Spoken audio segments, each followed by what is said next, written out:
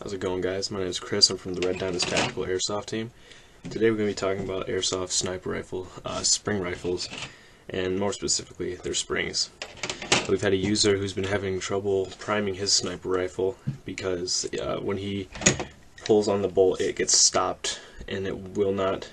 The sear set does not engage the piston, and he can't actually use the rifle because of it. Or at least that is what I have gleaned from what we have been talking about. So one of the things we were discussing as a potential issue in his rifle was a spring wearing down to the point where it was blocking the motion of the piston moving, or the entire bolt assembly moving back. This right here is the spring out of my L96, not really a known brand, it was just kind of a cheap sniper rifle, but as you can see right here, there's a very, very clear bend in the end of the spring.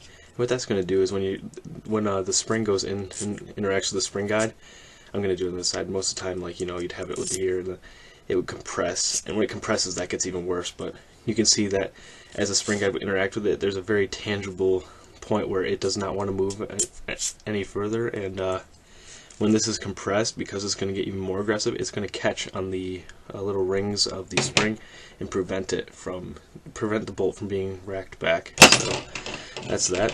This is a spring from a new cylinder set for a TSD L96, and as you can see, this is bent, which means that they did some testing on this before they sent it to me, and it's not bent to the point where you can't use it. As you can see, the spring guide goes in perfectly fine on either end. It's just, for a new spring, I was kind of hoping for something not bent, but this is an acceptable spring for your sniper rifle, as opposed to this, where this is almost like a very aggressive S bend in it.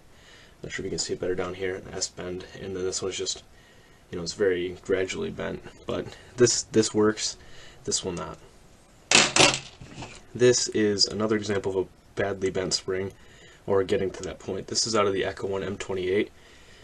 I got a new spring for this, and I'm going to be replacing that soon, which is why I have this out. And this, as you can see, has gone through a lot of wear, and the whole thing is just bent all over the place. Multiple S bends, and it's no matter which side you try to put the spring guide in. The spring guide is too long, but it gives you kind of a tangible, example of what's going to happen. It's going to hit each side of the spring because it's going to bounce off the inside of those curves. And when the spring guide is actually inside the cylinder assembly, all this play that has, like when I'm putting it in here, I have to kind of move it around to get it through. It doesn't have that. It's going to stay perfectly straight. So this is just not going to want to interact at all with the spring guide, which is probably causing the issue.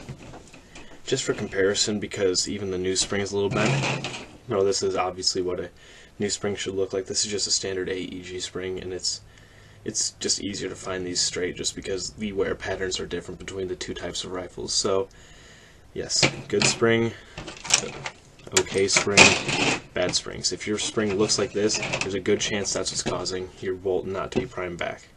Alright, well, I hope this helped you out, and if it did, please feel free to like us and subscribe to our channel. Thank you very much.